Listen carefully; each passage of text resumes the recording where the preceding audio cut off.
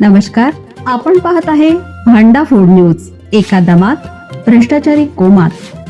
Social media, कर्जबाजारी, गुन्हेगारी, सट्टेबाजी, चोरी, मटका, जुगार, दारू, सावकारशाही, न्यायाच्या प्रतीक्षेत प्रशासन.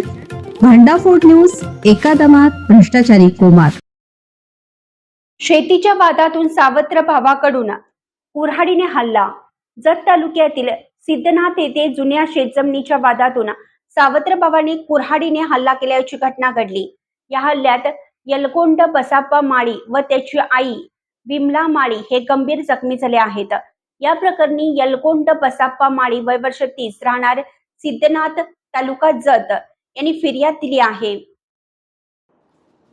या प्रकरणी यलकोंड बसाप्पा माळी वय वर्ष 30 राहणार सिद्धनाथ तालुका जत यांनी फिर्याद दिली आहे. त्यानुसार नागराज बसाप्पा माळी यांच्या विरुद्ध जत पोलीस ठाण्यात गुन्हा दाखल करण्यात आला. दिनांक 17 मे रोजी शेतजमिनीच्या जुन्या कारणातून नागराज व यलकोंडा यांच्यात वाद झाला होता. त्यानंतर पहाटे यलकोंड माळी यांचे भाऊ राकेश व गिरीश हे घरासमोरील अंगणात झोपले असताना संशयित नागराज हा कुऱ्हाड घेऊन तेथे आला. तुम्हाला आता जिवंत ठेवणार नाही अशी धमकी देत त्याने मलकोंड याच्या मानेवर कुऱ्हाडीने वार केला. मलकोंड यांनी आरडाओरडा करताच त्यांची आई विमला या भांडण सोडवण्यासाठी धावल्या. संशयिताने त्यांच्याही हातावर कुऱ्हाडीने वार केला तसेच दगडाने मारहाण करून त्यांनाही जखमी केलं.